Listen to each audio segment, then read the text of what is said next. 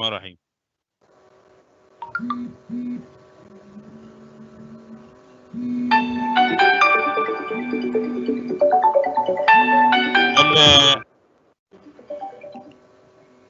اتفضل نقفل الموبايلات ونتفضل. ماشي. بسم الله الرحمن الرحيم. السلام عليكم ورحمة الله وبركاته.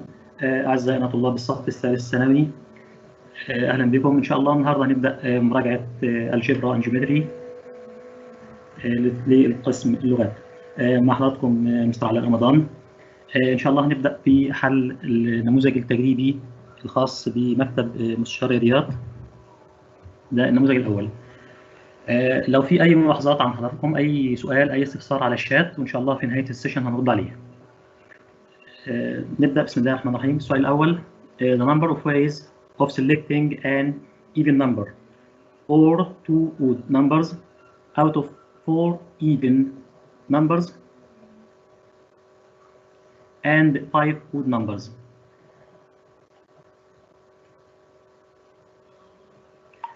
The requirement عندي an even number, one of 4. This meaning my choices will be 4C1. or احنا قلنا ان في لو or يبقى هعملها بلس، اذا كانت and it will be multiply. I'll choose 2 of 5 two numbers, this meaning 5C2. It will be 4 plus 4C1 equal 4, 5C2 equal 5 multiply 4 over 2. It will be 10 plus 4 equal 14. We'll move to second question.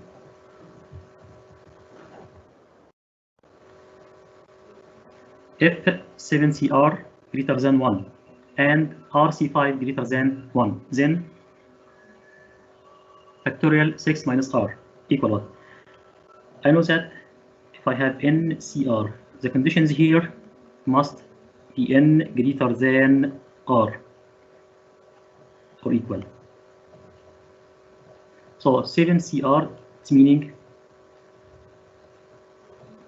7 greater than R or R less than 7, and from the second given RC5, it's meaning R greater than or equal 5, and this will be greater. This meaning we will make one inequality. It's R greater than or equal 5 and less than or equal 7.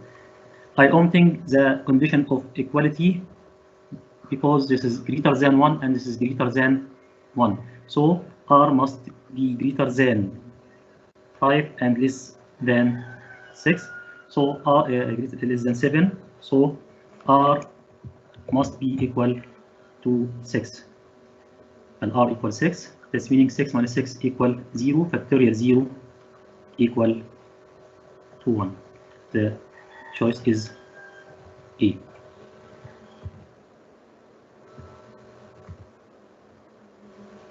Question number 3.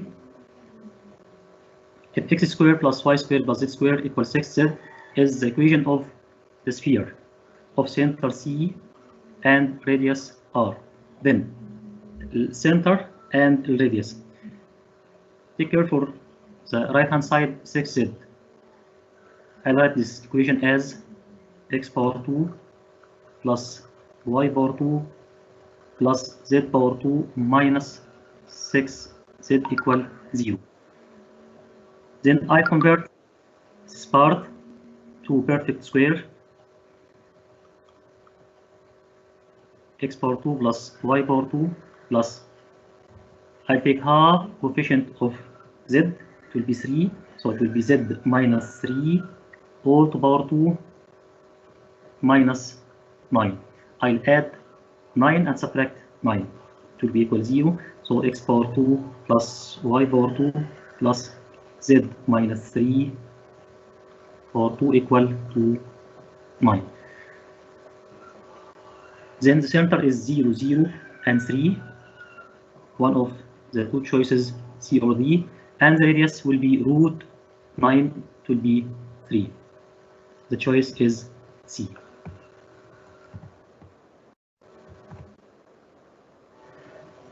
We'll move to question number 4.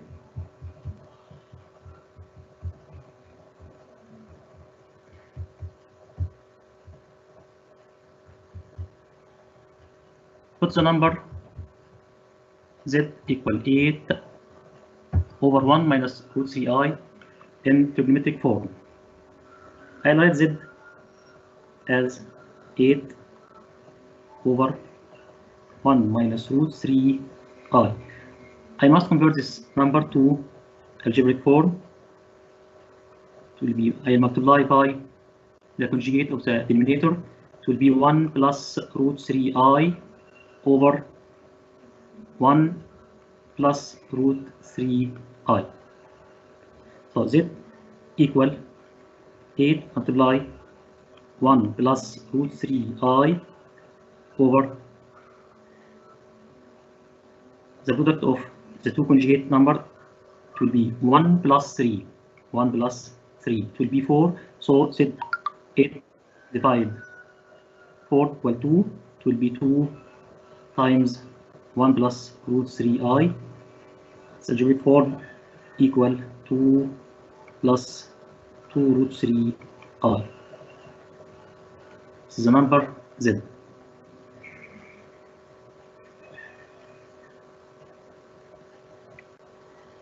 To convert this form to trigonometric form, I must find r and theta. So I have x equal 2 and y equal 2 root 3.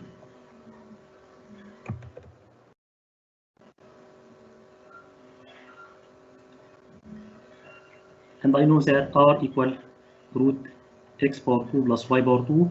It will be x power 2 equal 4.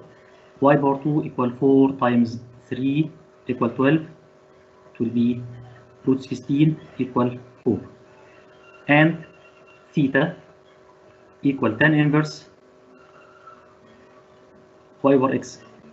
Y 2 root 3 over x equal 2 will be tan inverse theta. Tan inverse root 3. And take care for the position of the number in the first quadrant. So the angle will be bracket angle. This meaning I have r equal 4 and theta equal 60 degree. 60 degree it's equal pi over 3. So z in trigonometric form equal, as I know, r cosine theta plus I sine theta. R equal 4 cosine pi over 3 plus I sine pi over 3. This is the first requirement, trigonometric form. Second requirement, find the two square roots in the exponential form.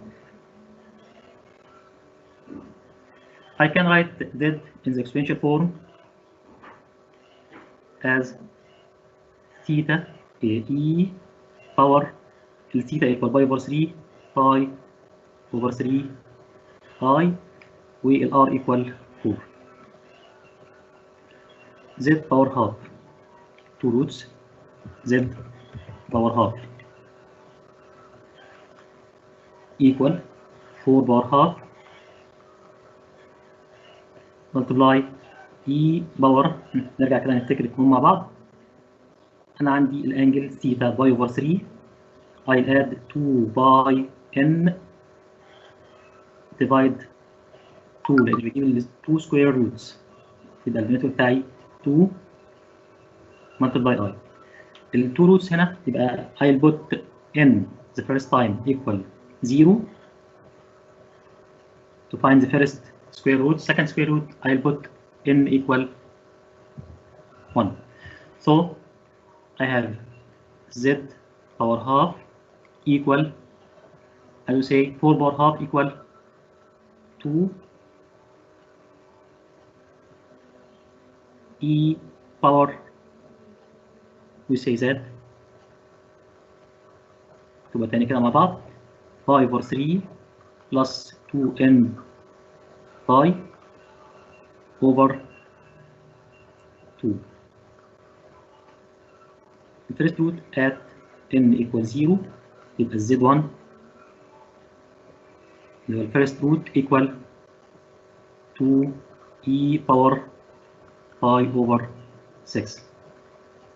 ده يبقى عندي بزيرو ال n بزيرو يبقى باي over 3 over 2 equal باي over 6. ده الفيرست سكوير روت. السكند سكوير روت put n equal to 1 then z power half أو z2 power half اللي هو السكند روت equal 2 times e power يبقى عندي هنا 2 times 1 ب 2 باي plus pi over 3 over 2 will be multiply 3 من denominator يبقى هنا over 6 وده هنا باي plus 2 باي over 6 يعني يبقى هنا 6 باي يبقى 7 باي over 6. ناخد بالنا هنا ان 7 باي over 6 greater than باي واحنا قلنا ان الساعة الأساسية الثيتا must be long negative pi and pi. This means I'll convert this angle to 2e بمعنى هنا I e power what 7 pi over 6. I'll subtract minus 2 pi minus 2 pi. It will be negative 5 pi over 6 pi. Take care for this point. Theta must be belong to the interval negative pi and pi. ده السكند requirement اللي هو square roots in the exponential form. أنا ممكن أبدأ من تاني من هنا من التريك فورم وأجيب التو روتس وأحولهم للإكسبوننشال فورم.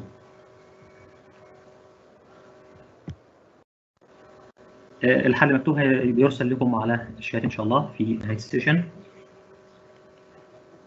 نتنقل لسؤال تاني من الأسئلة الممتعة اللي فيها فكرة شوية. Take care for this question. Solve the following equation in C. هاخد بالنا إن هو السولفنج هنا in C اللي هي complex numbers. 2x minus 1 power 6 minus 9 times 2x minus 1 power 3 plus if.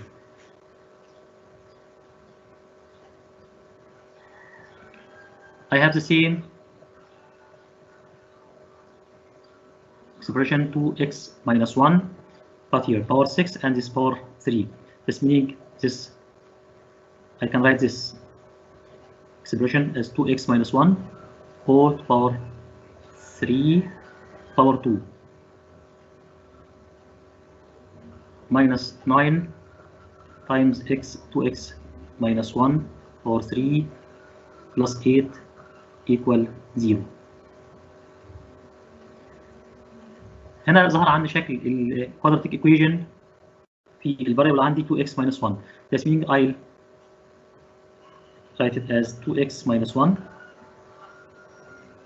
minus 8 times 2x minus 1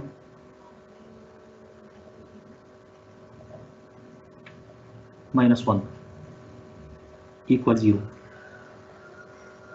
I can substitute for this as y power 2 minus 9y plus 8. Factorizing بتاعي هيكون y minus 8 times y minus 1. It will be equal 0 and this is power 3 and this power 3. This meaning I have 2x minus 1 power 3 minus 8 equals 0. It will be equal 8. Or 2x minus 1 power 3 equal to 1. I take the cube root. It will be 2x minus 1 equal cube root of 8. And here 2x minus 1 equal cube root of 1.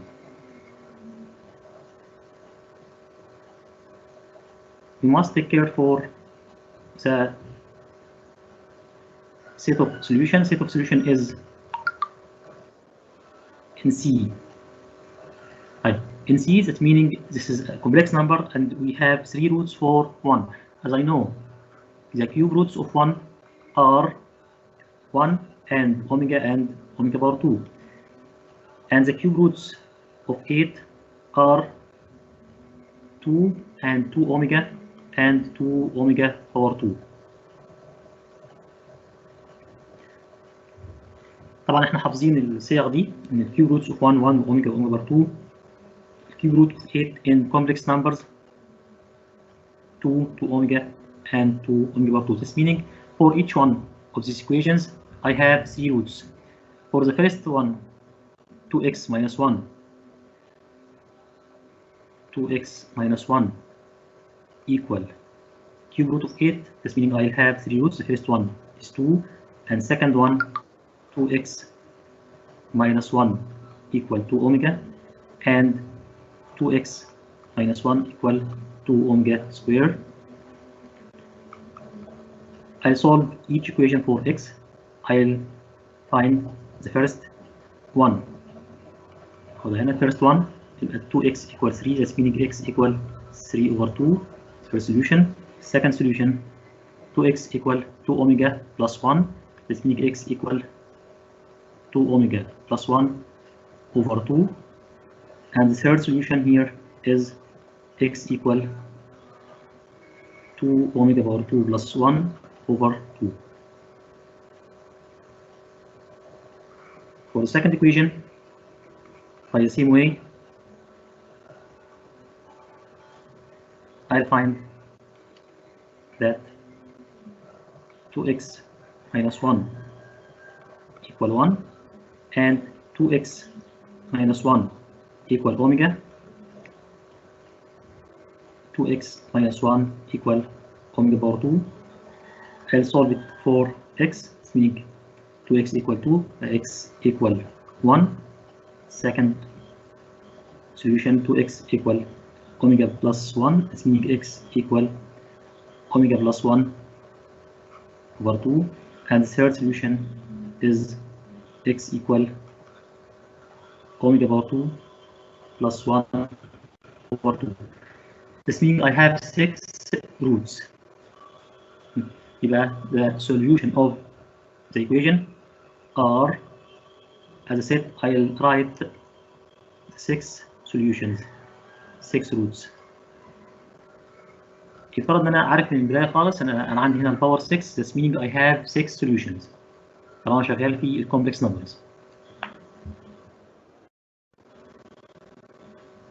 ده سريعا كده تاني الحلول اللي عندي. الروتس بتاعتي x equal 1 او x equal 3 over 2 x equal omega plus 1 over 2 او 2x plus 1 over 2 x equal omega power 2 plus 1 over 2 or 2x power 2 plus 1 over 2. This means I have 6 roots for this equation.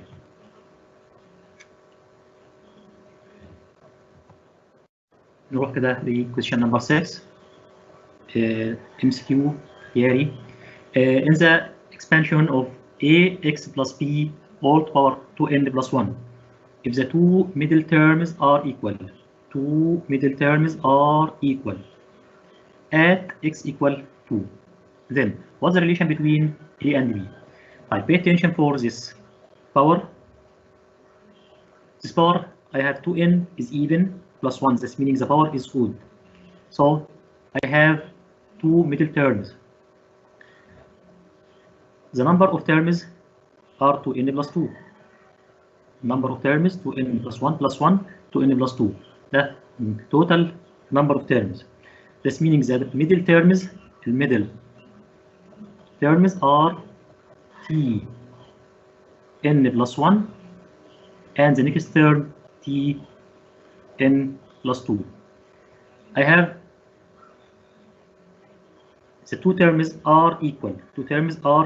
This meaning tn plus 1 equal tn plus 2. This meaning the ratio between them tn plus 2 over tn plus 1 equal to 1. طيب نسترجع كده مع بعض الرول بتاعتي اللي هي تي ار بلس 1 اوفر تي ار ايكوال فاكرين الصيغه طبعا بالنسبه للاكسبانشن اوف a بلس b باور n يبقى عباره عن n ماينس r بلس 1 اوفر r. طيب هنطبق الكلام ده هنا كده، يبقى ده هيعطيني ال tn بلس 2 اوفر tn بلس 1، طبعا ده مضروب في السكند على الفيرست، سكند اوفر الفيرست. طيب ده يعطيني ال tn بلس 2، الباور عندي 2n بلس 1، يبقى هنا 2n بلس 1 ماينس الار مكانها n بلس 1، يبقى عندي n بلس 1 refers to r بلس 1 اوفر كل ده اوفر كام؟ الار هنا اللي هي n بلس 1. ده multiply السكند اوفر فيرست، السكند هنا b اوفر ax، هو قال at x equal 2 يبقى عباره عن 2a، كل ده equal to 1. I'll simplify 2n minus n equal n، 1 minus 1 0 plus 1، يبقى هنا n plus 1 over n plus 1 multiply b over 2a equal to 1. This meaning this will be 1. This meaning b equal to a. ده الاختيار الصحيح بتاعي هو ال b equal to a number b.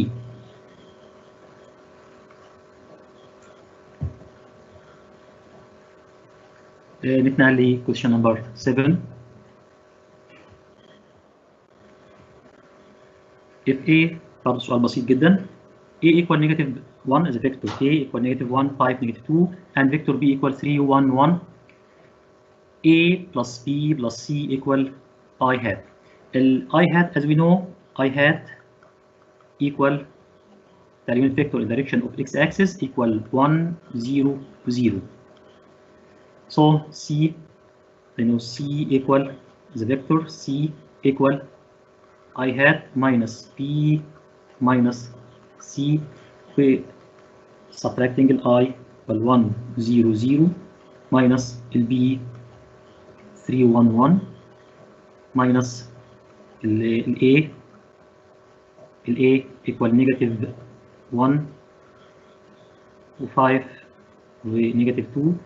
I subtract 1 minus 3 plus 1 1 minus 3 plus 1 equal negative 1.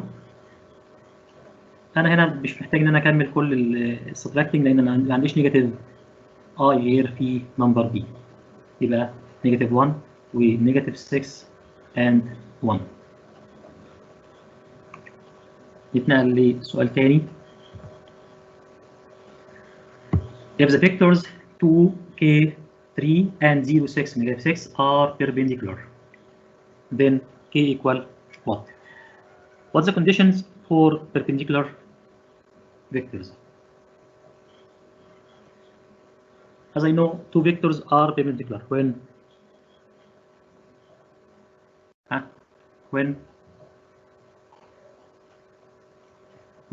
the first vector a dot b equal 0, a dot b equal 0.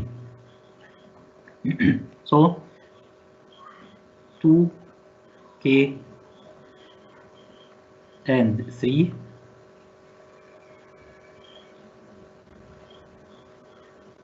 dot 0 6 negative 6 dot product must be equal 0. في الدوت product I'll multiply x times x, y times y, z times z, x1 times x2, y1 times y2, z1 times z2. يبقى 2 times 0 0، عندي k times 6 6k، 3 times negative 6 بنيجاتيف 18 equal to 0. So 6k equal 18, that's meaning k equal 3. الشويس بتاعي يكون D.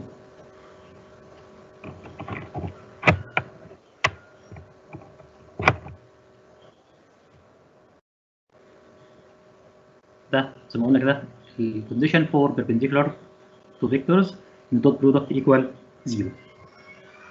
طيب نروح لسؤال تاني. if norm of a equals 6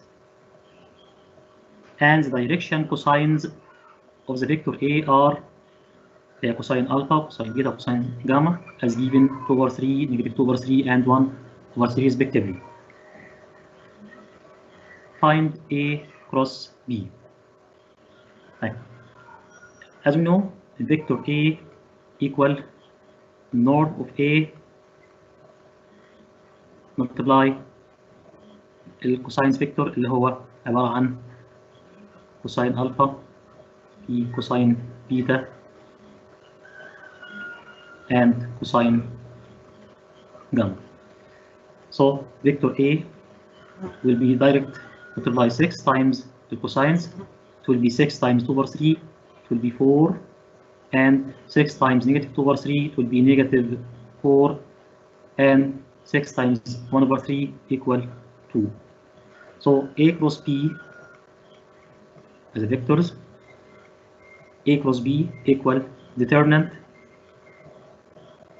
first row I, J, and K.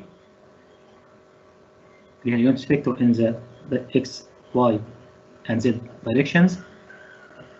Second row is the vector A اللي هي 4 ونيجاتيف 4 and 2. And third row is vector B as given negative 2, 3 and 5. أعتقد الفك هنا سهل مفيش فيه مشكلة. هعمل اومتنج للفيرست رو فيرست كولن يبقى هنا نيجاتيف 20 minus 6 بنيجاتيف 26 اي. الجي ناخد بالنا من الساين بتاعت الجي نيجاتيف 4 times 5 20 بلس 4 يبقى 24 ونيجاتيف 24 جي.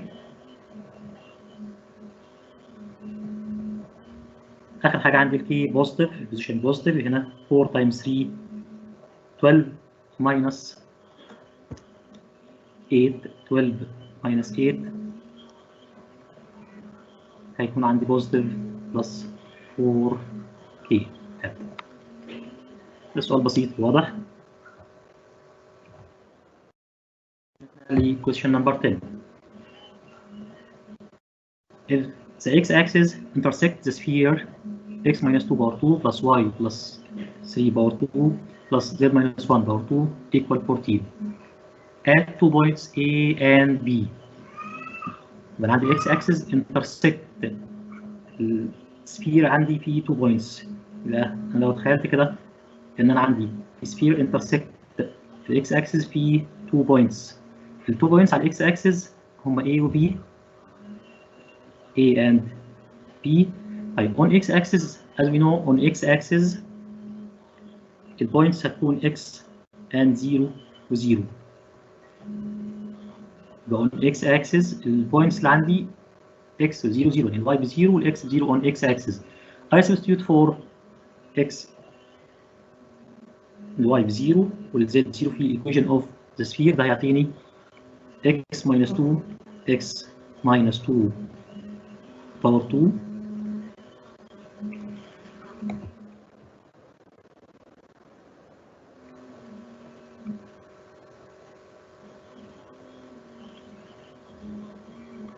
plus ال y ب 0 0 plus 3 3 power 2 equal 9 plus ال z 0 minus 1 equal 1 power 2 1 equal 14. So we'll have x minus 2 power 2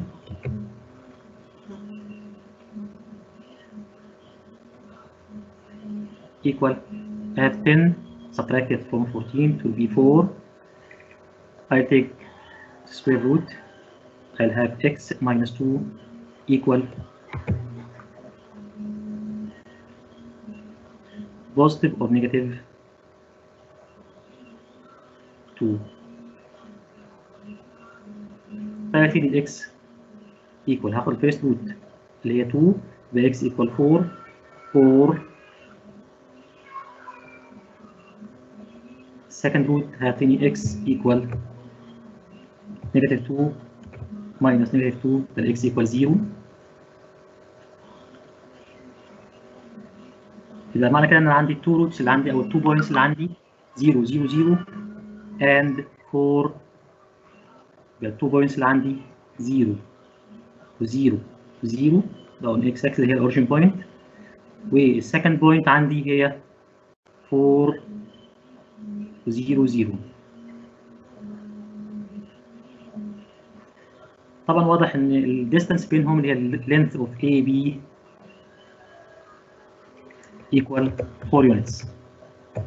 The length of AB from origin to 4 the length of AB equal 4 units. يبقى A B equal 4 units.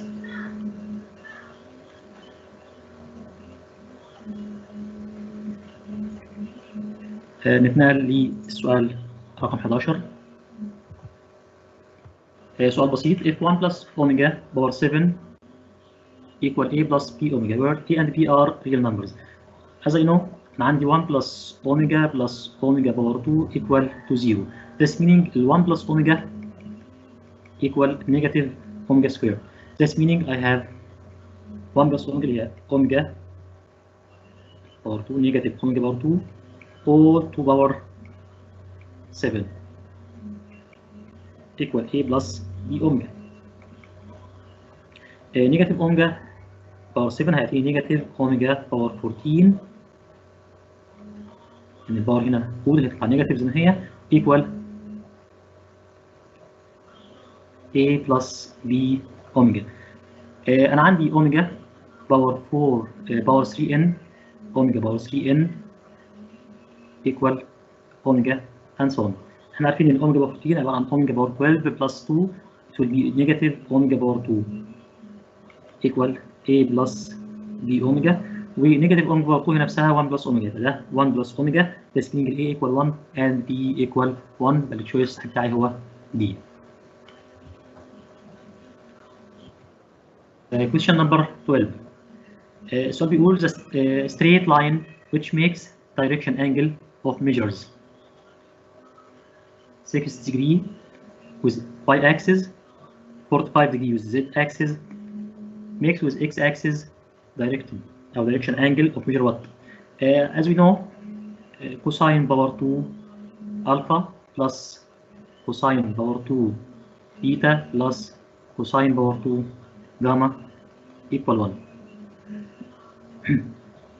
الريكويرمنت عندي كوساين باور 2 الفا، يبقى كوساين باور 2 الفا بلس كوساين باور 2 with y axis 45، يبقى الكوساين باور 2 بيتا equal كوساين 45 1 over 2 السكوير بتاعي يبقى 1 over 4 1 over 2 بلس الكوساين باور 2 جاما equal 60، يبقى كوساين 60 half السكوير بتاعها كوارتر equal to 1. من هنا يبقى انا عندي كوساين باور 2 الفا equal هيعطيني 3 فورسز 3 كوارترز 1 minus 3 quarters equal 1 quarter. So الكوساين الفا equal half. وانا هاخد البوزيتيف ساين بس مش هاخد البوزيتيف ونيجاتيف، يبقى كوساين الفا equal half. كوساين وات equal half كوساين 60. نتنقل لسؤال تاني. question number 13. If L1 straight line x minus 3 over 1 equal y plus 2 over negative 2 equal z plus 1 over negative 4. هنا الستريت لاين ده عاطيني الكوفيشنت اوف x و y و z 1، فده دايركت انا عندي البوينت اللي هي 3 ونيجاتيف 2 نيجاتيف 1 اون ذا ستريت لاين، و دي 1 اللي هو الدايركتد فيكتور فور L1 equal 1 ونيجاتيف 2 ونيجاتيف 4. نفس الكلام في الستريت لاين الثاني دي 2. طبعا انا عندي اخد بالي بس care for the coefficient of x و y و z must be equal 1. يبقى الدايركتد فيكتور في in the direction of straight line L2 are -2 and k plus 1 and 8. طيب هو هنا بيقول لي دول بارلل. انا في عندي 3 ways احل بقى السؤال ده.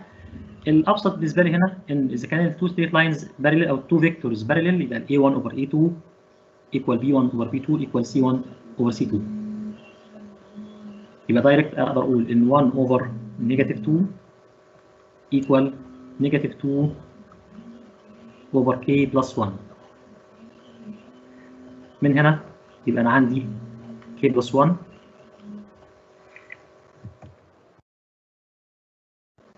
equal to 4. يبقى ال K equal 3. K equal 3.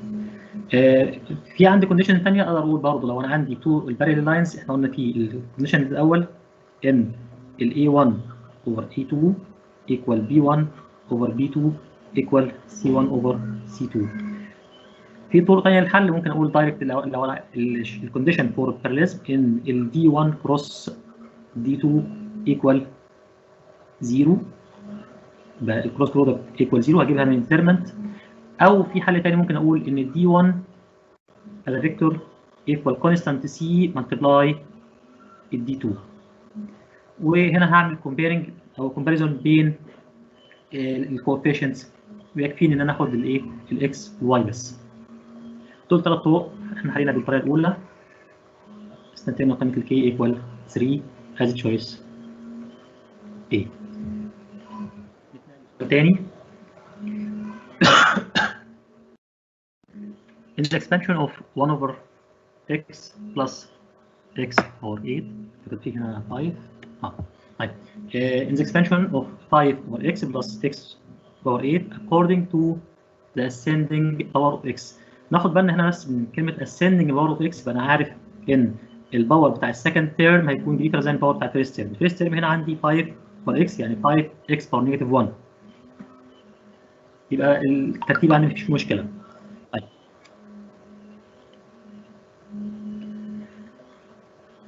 prove that the term free of x is the middle term. The term free of x is the middle term. مبدئيا انا عندي الباور هنا even. يبقى انا عندي number of terms equal 9. يبقى انا عندي number of terms equal 9. That's meaning the middle term is what? Is t or 9 plus 1 10 over 2 equal 5. يبقى انا عارف ان الميدل تيرم هو التي 5. طب هل التي 5 فري اوف اكس؟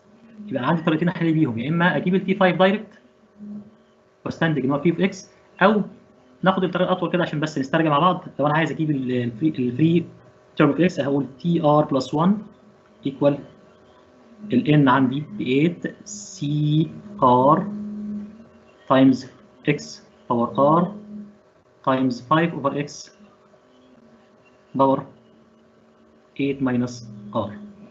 طيب لو انا هفك ده كده يبقى ده هيعطيني 8 سي ار تايمز اكس باور ار تايمز 5 باور 8 ماينس ار تايمز اكس باور نيجاتيف 8 بلس ار. يعني هنا ديت عباره عن 5 اكس باور نيجاتيف 1. نيجاتيف 1 تايمز 8 نيجاتيف 8 نيجاتيف 1 تايمز ار بوزيتيف ار. يبقى يعطيني 8 سي ار تايمز 5 باور 8 ماينس ار تايمز اكس باور ار بلس ار يبقى 2 ار ماينس 8. عشان اجيب البري تيرم اوف اكس ده انا بقول لو انا مش عارف ان الميدل تيرم هو تي 5 فالتي 5 انا ممكن اجيبها دايركت من هنا واقول ان ده يعطيني على طول دايركت فري تيرم اوف اكس مباشره. يعني هيعطيني 8 سي 4 تايمز 5 باور 4 من غير ما احسب. لكن احنا بس نستخدم مع بعض القانون فيعطيني لو قلنا put اكس الباور اوف اكس equal 0 يعني put 2r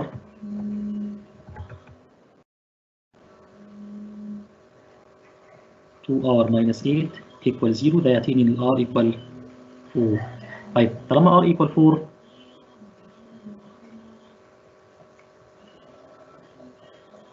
R equal 4 يعني T5 is 3 of x. واحنا قلنا ان ال T5 هو الميدل تيرم وال 3 of x هو ال T5. طيب that proves that the 3 term of x is the middle term and find its value. Its value اللي هو T5 equal هعمل سبستيوشن هنا بس عن 4 يبقى 8 C4 times 5 باور 4 وده بالكالكوليتر على طول نحسبه شوف هيطلع كام. طيب نيجي للمطلوب الثاني. المطلوب الثاني بيقول then find the value of x which makes the ratio between the third and seventh term 1 to 16. يبقى انا عندي ال T3 over T7 equal to 1 over 16. طيب ال T3 عبارة عن 8C2 times substitution هنا على طول عن T3 و T7 دايركت يبقى T3 8C2 times 5 باور 6 ال R عندك 2 times x باور what؟ 2 times 2 4 minus 8 equal negative 4 over 8C6 في ال T7 يبقى ال R equal 6 يبقى ال R equal 6 يبقى 8C6 times 5 باور 4 اللي هي 2 times 6 12 minus 8 4 times x باور 5 هنا يبقى 2 5 باور 2 5 باور 2 and x باور 4 قال لي ده كله equal it's equal the ratio between them 1 over 16 1 over 16. طيب to simplifying انا عندي ال 8C2 equal 8C6 لان السم بتاع ال 2 و 6 equal 1 ف I'll omitting direct يبقى 8C2 equal 8C6 يبقى انا عندي هنا لما اجي اعمل simplifying كده ده هيبقى فيني 5 باور 4 over x باور 8 x باور 8 equal 1 over 16 16 عبارة عن 2 باور 4 من هنا يبقى عندي x باور 8 equal 5 times 2 اللي هي 10 باور 4 هاخد ال 8 سكوت يبقى ال x equal ناخد بالنا ان ده even باور يبقى بوزيتيف او نيجاتيف 10 باور 4 over 8 اللي هي 10 باور هاف اللي هي روت 10.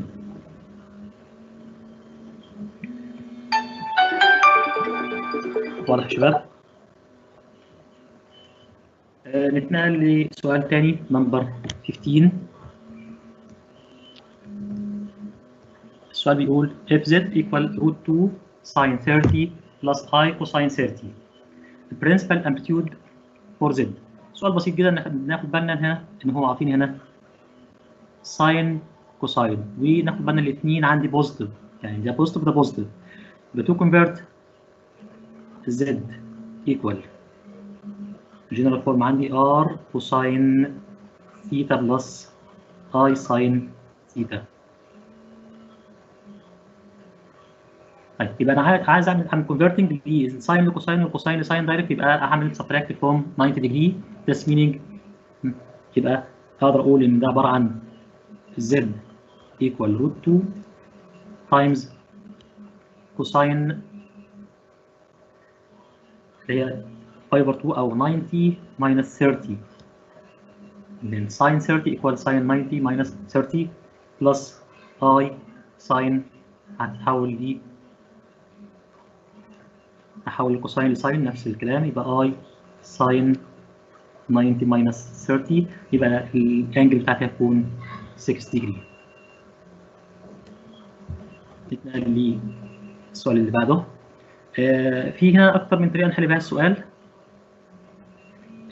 انا هاخد معاكم الطريقه اللي بالنسبه لكم الاصعب شويه بس نحاول نسترجع بيها قانون بيكون غايب عن الذهن. انا لو لاحظت كده عندي هنا A B C وهنا 2A 2B B بلس C.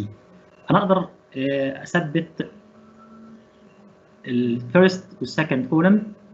انا في حل كاتبه في الشريحه اللي بعدها هنقراه لكم، لكن هناخد الطريقه بس نحاول نسترجع بيه. اللاست رول عندي انا عندي A B C و A minus C A minus C A. هجزأ اللاست كولم ل A B C بلس الفيرست والسكند كولم زي ما هم A B C و A minus C A minus C A. اللاست كولم عندي هيكون A B and B. انا عندي الفيرست كولم واللاست كولم ار ايكوال، يبقى ده كله 0، يبقى ده عباره عن 0 بلس اللي باقي عندي A A minus C A B و A minus C and B C A B. هنا سهل ان انا اتعامل مع الشكل ده. الريكويرمنت عندي فيه هنا A minus B، يبقى اقدر اعمل سبتراكت ل هقول نيجاتيف R2 هضيفها ل R1، يعني هضرب السكند رو نيجاتيف 1 واضيفها لل R1، ده هيعطيني A minus B ل A minus C minus A minus C بزيرو، برضه A minus B، يبقى انا هاخد ده كومون حصلت على A minus B. طيب نفس الكلام لو انا عندي B minus C B minus C، لو لاحظت هنا ممكن اعمل سبتراكت للسكند رو، يعني ممكن اقول نيجاتيف R2 اضيفها لل R3 برضه نفس الكلام، يبقى عندي هنا B و A minus C و B. فانا بس مأكد ان انت في عندك حريه الحركه شويه جوه الديترمنت والفك. طيب اخر حاجه عندي هيكون هنا ايه؟ B minus C C، واخر حاجه عندي B minus B بزيرو. اقدر اخد A minus B كومون A minus B كومون، تلاقي عندي 1 0 1 B A minus C B. هنا هيبقى عندي B minus C C 0. لو لاحظنا هنا عندي الفيرست كولن في A في 1 B، ولا 1 B هعمل سبتراكت، يبقى هحصل على 0 0 هنا، يبقى هعمل C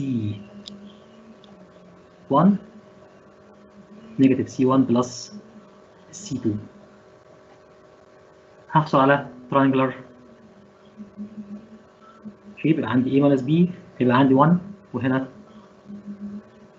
A minus C، والاخير هيكون B minus C، هو نفس المطلوب هنا. كده سؤال واضح. وفي في حلول ثانيه حبيت بس ان انا اكد على الخاصيه اللي احنا دايما ما بنستخدمهاش، اللي هي بتاعه التجزيء.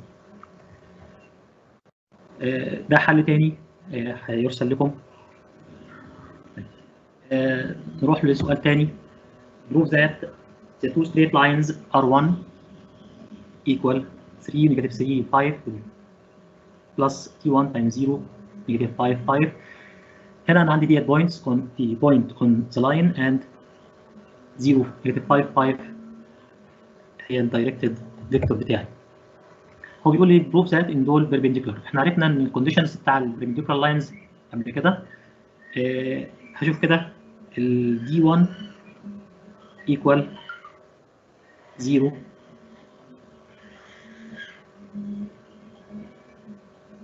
ونيجاتيف 5 و5، وال D2 equal 5 ونيجاتيف 1 نيجاتيف 1. طيب احنا قلنا الكونديشنز بتاع البربنديكولار، لو جيت اجيب الدوت برودكت بتاعي A دوت B اللي D1 دوت D2 equal كام؟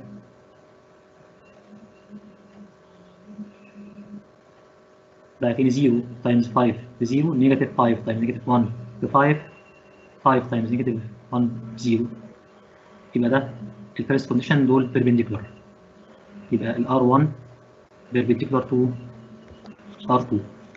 استاذ علاء اتفضل. معلش لينك الشرح بعد اذنك. لينك الشرح الوقت كمان يا مستر علاء بعد اذنك، يبقى دي اخر اكسرسايز. تمام.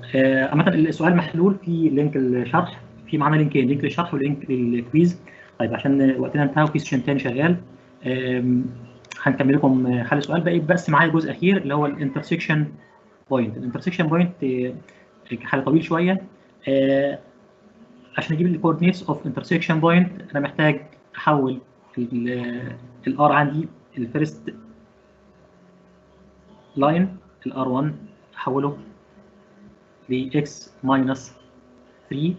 لو قلنا اوفر 0 يبقى انا عارف ان الاكس ايكوال سي دايركت، يبقى الفيرست ايكويشن بتاعتي اكس ايكوال 3. السكند ايكويشن هيبقى عندي y بلس 3 اوفر نيجاتيف 5 ايكوال z ماينس 5 اوفر 5.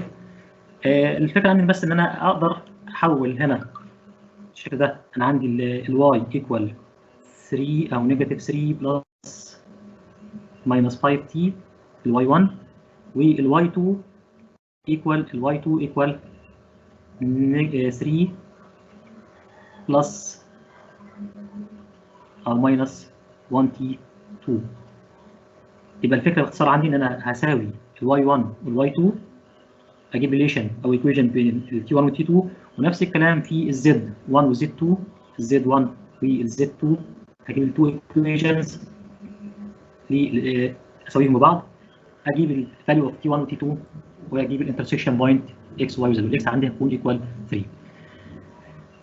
ان شاء الله اتمنى تكونوا استمتعتوا معانا. باقي معانا اسئله بسيطه جدا، هو السؤال الاخير وسؤال مباشر بسيط. الاي باور سيتا اي بلس اي باور نيجاتيف سيتا اي بالفك على طول بالتيك فورم يطلع عندي 2 ساين سيتا. ده كويس بسيط، ممكن تاخدوا سكرين شوت كده للشاشه. هدخل على الكويز مباشره.